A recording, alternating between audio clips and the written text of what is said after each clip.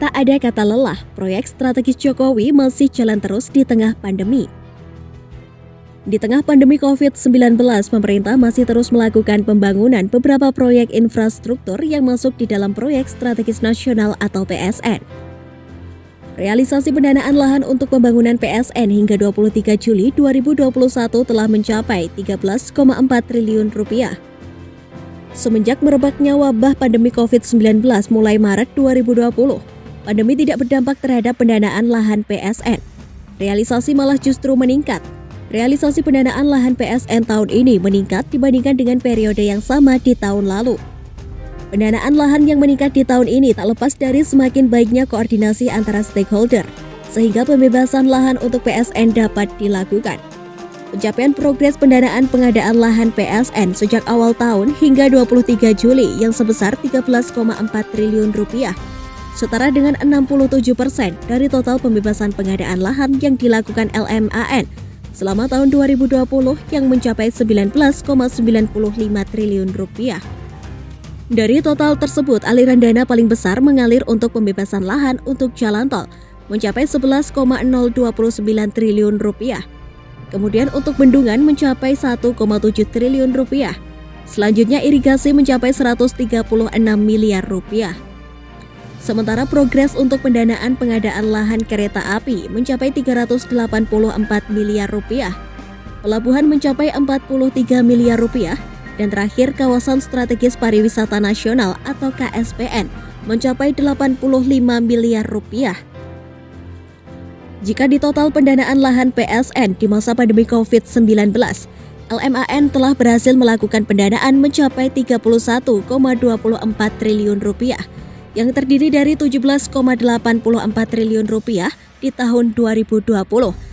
Dan untuk tahun 2021 hingga 23 Juli telah mencapai 13,40 triliun rupiah. 5 realisasi pendanaan terbesar sejak awal tahun hingga 23 Juli 2021 terdiri dari sektor jalan tol dan sektor non-jalan tol. Sektor jalan tol terdiri dari proyek jalan tol Cilenyi Sumedang Dawuan atau disebut tol Cisumdawu yang dilakukan pembayaran 2,1 triliun rupiah. Selain itu juga ada tol Sumatera atau disingkat JTTS. Realisasi hingga saat ini mencapai 1,93 triliun rupiah. Adapun serapan JTTS untuk 14 ruas dengan serapan terbesar Binjai Langsa mencapai 342 miliar rupiah.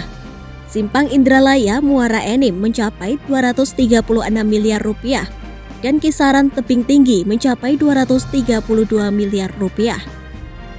Keempat, ada proyek jalan tol Cinere Jagorawi telah dilakukan pembayaran sebesar 742 miliar rupiah. Dan terakhir, Bekasi, Cawang, Kampung Melayu atau Becakayu sudah dilakukan pembayaran 620 miliar rupiah. Pada sektor non-jalan tol yang terbesar yakni proyek bendungan, dengan rincian Bendungan Bener sudah dilakukan pembayaran 515 miliar rupiah. Bendungan Karian di daerah Lebak, Banten mencapai 326 miliar rupiah. Kereta api Makassar Parepare telah dilakukan pembayaran mencapai 324 miliar rupiah. Sementara itu untuk Bendungan Kuningan telah dilakukan pembayaran senilai 183 miliar rupiah. Terakhir Bendungan Lewi Keris telah dilakukan pembayaran 164 miliar rupiah. LMAN melaporkan sejak 2016 hingga 23 Juli telah mendanai pengadaan pembebasan lahan untuk 97 PSN dengan nilai mencapai 80,17 triliun rupiah. Realisasi 80,17 triliun rupiah tersebut sudah mencapai 82,9% dari pagu yang diterima LMAN selama 2016 hingga 2021 yang sebesar 96,37 triliun rupiah. Sebanyak 97 PSN yang telah didanai oleh LMAN mencakup 163.136 bidang, terdiri dari sektor jalan tol, sumber daya air, kereta api, pelabuhan dan kawasan strategis pariwisata nasional atau KSPN. Adapun realisasi sektor untuk pendanaan paling besar adalah untuk jalan tol, dengan realisasi mencapai 70,87 triliun rupiah.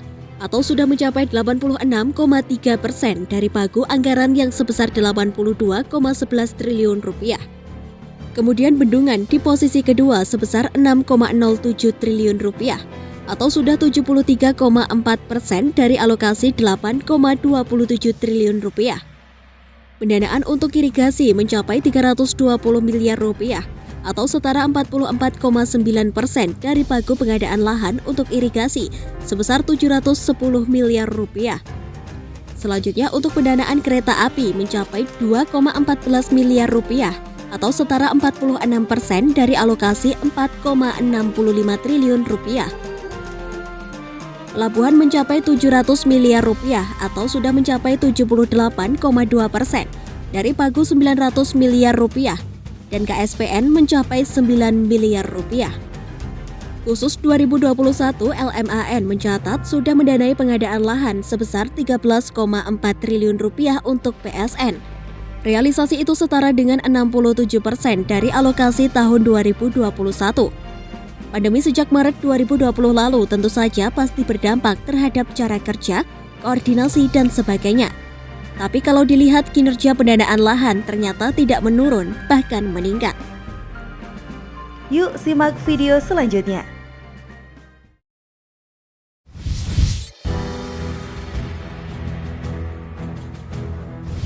Makin sengit, ganasnya pabrik baterai RI bikin Hyundai dan LG kepincut. Keinginan Indonesia menjadi raja produsen baterai kendaraan listrik, semua itu tak lepas dari potensi besar sumber daya alam tanah air berwujud nikel. Jokowi pernah mengatakan sebanyak 25% cadangan nikel di dunia berada di Indonesia, dengan jumlah mencapai 21 juta ton. Untuk itu, Indonesia mengontrol hampir 30% produksi nikel global saat ini. Ambisi Indonesia untuk menjadi salah satu pemain penting di industri kendaraan mobil listrik terbilang tak main-main. Hal itu setidaknya tampak dari strategi Indonesia Battery Corporation atau IBC yang saat ini tengah memetakan pasarnya di luar negeri. Pembentukan Indonesia Battery Corporation atau IBC secara resmi diumumkan pada 26 Maret 2021 oleh Menteri Badan Usaha Milik Negara BUMN Erick Thohir. Tak hanya mendorong pemakaian mobil listrik, pembentukan IBC diharapkan juga berkontribusi dalam perekonomian nasional. Menurut ex-Gubernur DKI Jakarta ini, pemerintah ingin memiliki industri terintegrasi, di mana biji nikel diolah menjadi antara lain ferronikel dan baja tahan karat. Kedepannya menurut Jokowi, pemerintah ingin agar lebih banyak lagi kerjasama antara BUMN dengan swasta dan BUMN dengan perusahaan multinasional. Hyundai Motor Group dan LG Energy Solution telah menandatangani nota kesepahaman atau Memorandum of Understanding MOU dengan pemerintah RI untuk membentuk perusahaan patungan atau joint venture untuk memproduksi sel baterai untuk mobil listrik. Lewat MOU ini mereka akan berinvestasi 1,1 miliar US dollar atau sekitar 15,9 triliun rupiah dengan asumsi kurs Rp14.500 per US dollar untuk membangun pabrik baterai kendaraan listrik di Karawang, Jawa Barat. Lalu, apa peran Indonesia Battery Corporation (IBC) atau PT Industri Baterai Indonesia setelah adanya kesepakatan kedua perusahaan asal Korea Selatan tersebut? Aditya Saputra SPV Corporation Strategy and Business Development (IBC) atau PT Industri Baterai Indonesia mengatakan bahwa IBC akan terlibat di semua rantai pasok. Pihaknya mengatakan IBC akan berperan untuk membangun industri terintegrasi dari hulu hingga hilir. Menurutnya perusahaan ini akan menyediakan bahan baku sel baterai dimulai dengan mengelola tambang nikel, pembangunan fasilitas pengolahan dan pemurnian atau smelter nikel, pabrik olahan komponen baterai hingga sel baterainya. Idealnya memang membangun industri hulu dan midstreamnya terlebih dahulu, baru setelah itu lanjut ke hilir. Namun pemerintah mendorong di sisi hilir perlu dipercepat karena pembeli sel baterai ini sudah tersedia. Sehingga pabrik sel baterai oleh Hyundai dan LG ini akan dibangun terlebih dahulu. Seperti diketahui, pembangunan pabrik sel baterai oleh konsorsium Hyundai dan LG ini dijadwalkan akan dimulai pada kuartal keempat tahun 2021 dan akan selesai pada semester pertama tahun 2023. Sedangkan produksi massal sel baterai di fasilitas baru ini diharapkan akan dimulai pada semester pertama tahun 2024. Pabrik sel baterai baru di Karawang akan dibangun di atas lahan seluas 330.000 meter persegi. Ketika beroperasi penuh, fasilitas ini diharapkan menghasilkan sel baterai lithium-ion NCMA dengan total 10 MW setiap tahunnya dan mampu memenuhi kebutuhan lebih dari 150.000 unit mobil listrik. Karena IBC belum membangun pabrik komponen baterainya, maka untuk sementara waktu ketika pabrik sel baterai itu mulai beroperasi, maka bahan baku akan diimpor terlebih dahulu. Sambil tunggu industri hulu tumbuh, sementara bahan baku akan diimpor terlebih dahulu. Perusahaan menargetkan pabrik komponen baterai di hulu dan midstream akan beroperasi pada tahun 2025. Kurang lebih di 2025 kalau sesuai target industri hulu dan midstream akan beroperasi.